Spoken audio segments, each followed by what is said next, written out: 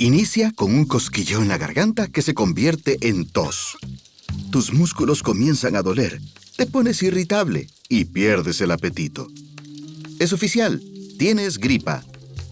Es lógico suponer que esta miserable mezcla de síntomas es el resultado de la infección circulando por tu cuerpo. Pero, ¿es ese el caso realmente? ¿Qué está haciendo que te sientas enfermo? ¿Y si es tu propio cuerpo el que está conduciendo este vicioso ataque? Primero te enfermas cuando un patógeno como el virus de la gripa entra en tu sistema, infecta y mata a las células. Pero esta intrusión no deseada tiene otro efecto. Alerta al sistema inmunológico de la difícil situación. Tan pronto tu cuerpo advierte la infección, sale en tu defensa. Las células llamadas macrófagos cargan en la primera línea de ataque, buscando y destruyendo los virus y las células infectadas. Después, los macrófagos liberan moléculas de proteína llamadas citoquinas, cuyo trabajo es reclutar y organizar más células que ataquen al virus de tu sistema inmunológico. Si este esfuerzo coordinado es lo suficientemente fuerte, va a acabar con la infección antes de que la notes. Eso es solo la preparación de alguna acción real de tu cuerpo. A veces los virus se extienden más, incluso a los órganos vitales y la sangre.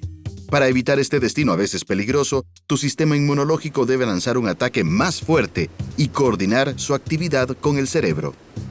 Ahí es donde los síntomas desagradables aparecen, como temperatura creciente, molestias y dolores y la somnolencia. ¿Por qué experimentamos esto? Cuando el sistema inmunológico está bajo ataque grave, segrega más citoquinas que desencadenan dos respuestas. Primero, el nervio vago, que se extiende por el cuerpo en el cerebro, transmite rápidamente la información a la base del cerebro, pasando cerca de una importante área que procesa el dolor.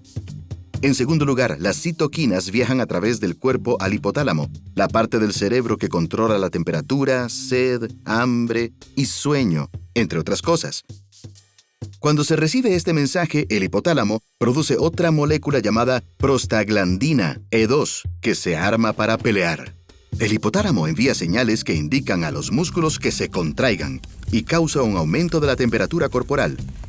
También induce el sueño y se pierde el apetito y la sed. ¿Pero qué sentido tienen estos síntomas molestos? Todavía no lo sabemos, pero algunos teorizan que ayudan en la recuperación. El aumento de la temperatura puede disminuir las bacterias y ayuda a tu sistema inmunológico a destruir patógenos. El sueño permite a tu cuerpo dirigir más energía contra la infección. Cuando no comes, tu hígado puede ocupar gran parte del hierro en la sangre y, como es esencial para la supervivencia bacteriana, las mata de hambre. Tu sed reducida hace que estés levemente deshidratado, disminuyendo la transmisión por estornudos, tos, vómito o diarrea. Vale la pena señalar que si no bebes suficiente agua, la deshidratación puede llegar a ser peligrosa. Los dolores de tu cuerpo hacen que te sientas más sensible, las heridas infectadas podrían empeorar o incluso ser la causa de tu condición. Además de los síntomas físicos, la enfermedad puede ponerte irritable, triste y confundido. Esto es porque las citoquinas y prostaglandinas pueden alcanzar incluso mayores estructuras en el cerebro e interrumpir la actividad de los neurotransmisores como el glutamato, endorfinas, serotonina y dopamina.